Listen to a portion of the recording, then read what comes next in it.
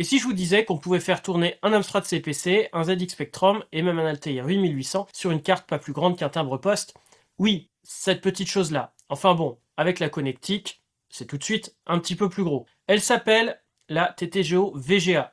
Elle a de quoi ressortir la magie des machines geeks des 80s. C'est quoi cette carte? Eh bien, la TTGO VGA, c'est une carte de développement basée sur un ESP32, un microcontrôleur espagnol, si senior, avec un jeu d'instructions qui permet d'adapter la carte à pas mal d'usages pour l'informatique des objets au départ, mais qui est détourné ici, puisque son utilisation, c'est d'être un terminal, mais aussi eh bien, de pouvoir émuler complètement des machines complètes. Et ça, franchement, au départ, je le croyais pas. Elle a une sortie VGA, un lecteur de carte micro SD, deux ports PS2 pour brancher clavier et souris, et même une prise jack pour la sortie son. Bref, tout ce qu'il faut pour recréer un ordinateur vintage, sans les pannes d'alim ni les lecteurs capricieux. Enfin presque. Le cœur, donc le SP32. C'est un microcontrôleur 32 bits à double cœur, avec Wi-Fi et Bluetooth intégrés. Pas vraiment une bête de course, mais suffisamment costaud pour faire tourner des jeux rétro, des interfaces basiques et même Pac-Man. Donc elle a 240 MHz, 520 kO de RAM et Wi-Fi on board. C'est aussi lui qui gère l'affichage VGA. Oui, tu as bien entendu, pas de carte graphique, c'est le microcontrôleur qui dessine chaque pixel à l'ancienne à coups de signaux et de cycles d'horloge. Ça sert d'avoir deux cœurs. Alors pourquoi cette carte pour l'émulation? Eh bien parce qu'elle est simple, ouverte et surtout ultra communautaire. Il y a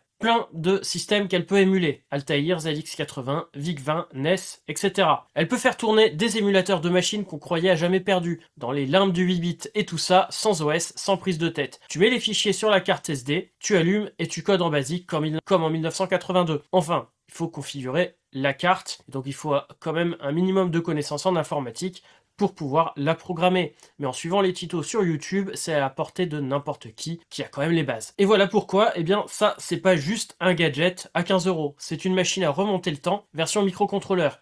Dans les prochains épisodes, on va l'utiliser pour ressusciter des légendes, Altair, Amstrad, Spectrum, NES, chaque fois une machine, une ambiance et un saut dans le passé numérique. Alors si vous aimez les pixels gros comme des lentilles et des bits qui réveillent l'âme, abonnez-vous, la série commence maintenant.